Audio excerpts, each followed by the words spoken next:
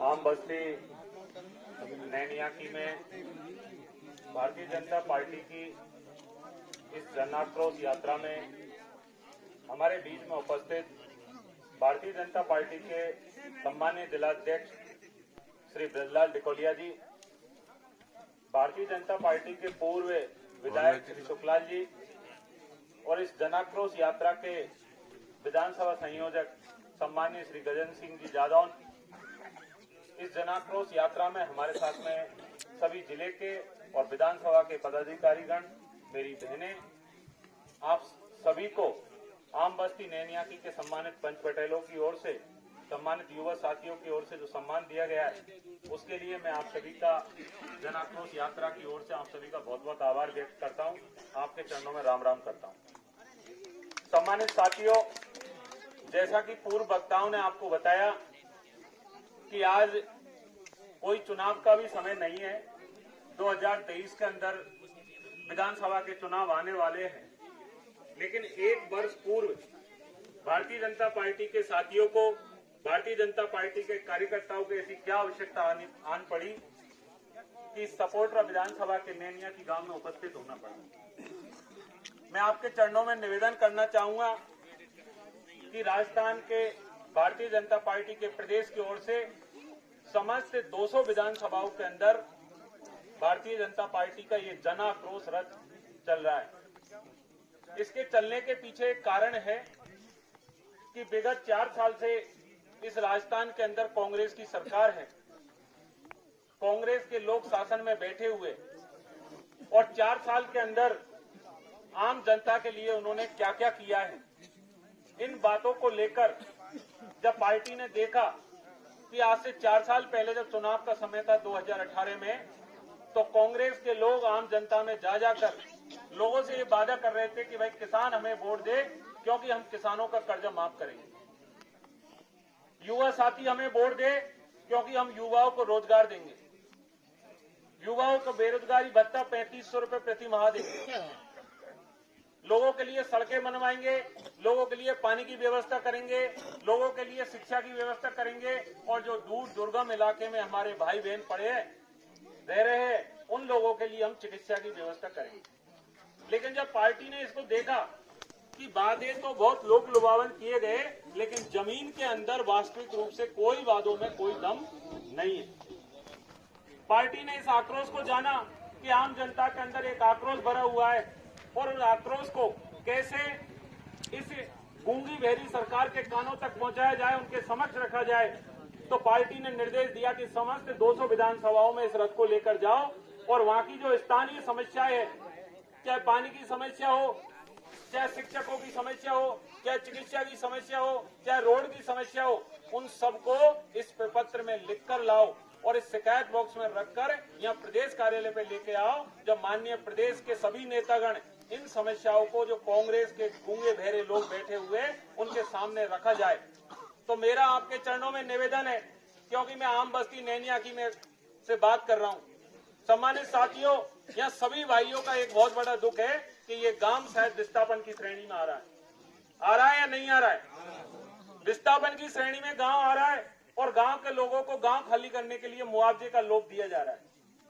लेकिन जो मेरे भाई बंधु इस गांव में रह रहे, सदियों से इस गांव में रहते आ रहे हैं, उनको कुछ छोटा मोटा चंद लोभ देकर इस गांव से निकालने का प्रयास लग रहे। मुआवजा क्या दिया जा रहा है वो आप सब लोग भली भांति परिचित हो।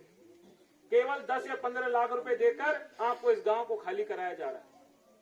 मेरी आपके चरणों में निवेदन है कि ये पत्र में अपनी मांगों को लिखिए कि सबसे पहली बात तो ये है कि ये गांव को, ये हमारा पुश्तैनी गांव है, यहाँ रहने वाले यहाँ के लोग हैं, हमारे बाप दादा परदादा इस गांव से निकलकर स्वर्गवास को प्रिय हुए। मैं आपके चरणों में निवेदन करना चाहूंगा कि हमारी मांग ये है कि इस गांव के लोगों को जो मुआवजा दिया जा रहा है, कम से कम 50 लाख रुपए एक परिवार को मिले। जितनी जमीन यहाँ पे उनकी ली जा रही है, किसी भाई की 5 बीघा 10 बीघा, तो इस वन विभाग को 10 बीघा जमीन दूसरी जगह, अच्छी जगह उर्वरक जमीन इन भाइयों को दी जानी चाहिए। 50 लाख का मुआवजा, जितनी जमीन है उतनी जमीन दूसरी जगह इनको दी जाए, इनके घरों में गेट पंप की व्यवस्था की जाए और शिक्षा की व्यवस्था की जाए। अन्यथा यदि आप ये दे नहीं सकते तो फिर यहाँ पर रोड की, पानी की, शिक्षा की, चिकित्सा की व्यवस्था इन आम जनों के लिए किए जाए। नहीं तो कोई भी भाई इस गांव को छोड़ने के लिए राजी नहीं होना चाहिए, अन्यथा आने वाला समय एक बार जिसने घर छोड़ दिया उसका कोई धनी धोरी नहीं है भाई। मैं आपके चरणों में दूसरा निवेदन करना चाहूंगा, क्योंकि गांव में ज्यादातर हमारे गुर्जर समाज के भाई है, गांव में ज्यादातर हमारे बैरवा समाज के भाई है, लेकिन इस गांव में एक बार नहीं अनेक बार हमें आने का मौका मिला है। आपके बीच में काफी बार आप लोगों ने स्वागत दिया, सम्मान दिया, किसी कार्यक्रम में भी उपस्थित हुए, लेकिन हमेशा देखा कि छोटे बच्चों की टोलियां इस गांव में दौड़ लगाती रहती है। इसका कारण क्या है कि बच्चों का पढ़ाई से बिल्कुल दूर हो जाना, जबकि सरकार की ये पहली आवश्यकता है कि बच्चे देश का भविष्य होते हैं और उन बच्चों को उस भविष्य में पहुंचाने के लिए शिक्षा की व्यवस्था की जाए। स्कूल खोल दिए, लेकिन स्कूलों के अंदर अध्यापक नहीं है। बच्चे पढ़ाई कैसे करें, लाइट की व्यवस्था नहीं है। तो ऐसी तमाम मांगों को लेकर ये रथ आपके बीच में आ रहा है। इसके अलावा मैं तमाम साथी यहाँ बैठे हुए आप सब लोगों से, क्योंकि गुर्जर समाज के लोग बैठे हुए, हम बाबा बैसला साहब के उसमें गए थे, बैठक में वहां गए थे, लोग बाग नारे लगा रहे थे, बड़े बड़े नारों में बोल रहे थे कि कर्ज मुक्त समाज होना चाहिए, बहन बेटी पढ़ी लिखी होनी चाहिए और समाज जागरूक होना चाहिए। आप सब गुर्जर समाज के लोग बैठे हुए हो, आप लोगों को शपथ लेनी चाहिए कि कर्ज मुक्त होना है, बहनों को पढ़ाना है और इसके अलावा हम सबको जागरूक समाज की भूमिका निभानी है। आप लोगों ने बहुत अच्छा वोट देके विधानसभा में पहुंचाया कांग्रेस के प्रत्याशी को।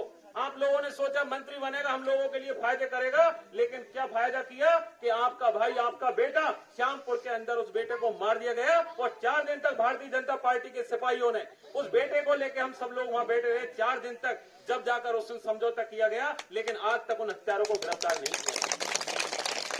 उन हत्यारों को कौन बचा रहा है? ऐसे दरिंदों को संरक्षण कौन दे रहा है? इस सब के बीच में जाओगे तो पता लगेगा यहाँ का जो स्थानीय मंत्री है, स्थानीय विधायक है रमेश चंद मीणा, जिसके भतीजे ने जाकर उसको मार दिया और उसको बचाने के लिए आज तक उसको गिरफ्तार नहीं करवाया गया। सम्मानित साथियों, ये छोटी छोटी बातें हैं जो क्षेत्र के अंदर है। इन सब बातों को आपको गंभीरता से सोचना पड़ेगा कि आने वाले 1 साल के बाद में, क्योंकि कोई भी क्रांति की, कोई भी परिवर्तन की नींव तत्काल नहीं रखी जाती है, उसके लिए लंबे समय से दौर का संघर्ष किया जाता है। और ये 2023 में होने वाले उस परिवर्तन के लिए ये रैली है, ये जनाक्रोश यात्रा 2023 के लिए, जब आप सब लोग अपने बच्चों के लिए, आप सब लोग अपनी बेटियों के लिए, आप सब लोग अपने उज्जवल भविष्य के लिए इस वोट को देने जाना। लेकिन वोट को देते समय ये याद रखना कि आपका वोट आप किस आदमी को दे रहे हो, किस पार्टी को दे रहे हो आप, क्योंकि आपका वोट आपका भविष्य तय करेगा। कोई व्यक्ति आपका भविष्य तय नहीं कर सकता, आपका वोट करेगा। और आपका वोट यदि सही दिशा की ओर जाएगा, देश को आगे बढ़ाने वाले प्रधानमंत्री नरेंद्र मोदी की ओर जाएगा, तो इस बात का विश्वास रखो आने वाला समय आप सबके लिए उज्जवल होगा। क्योंकि उस व्यक्ति के अंदर जो चाय बेचकर इस देश का प्रधानमंत्री बैठा है, उसके अंदर ये दुख है कि दूर दुर्गम इलाकों में रहने वाले मेरे भाइयों को मैं आगे ले जाकर उस मुकाम में खड़ा करूं जब समाज के लोग दौड़ लगा रहे हैं। आप सब लोगों को भी पढ़ने का, आप सब लोगों को आगे बढ़ने का अधिकार है और इसके लिए आपको भारतीय जनता पार्टी के साथ जुड़कर आने वाले 2023 में उस परिवर्तन की ओर बढ़ना पड़ेगा। सम्मानित साथियों, आप सभी ने बोलने का अवसर दिया, उसके लिए बहुत बहुत धन्यवाद। राम राम सर।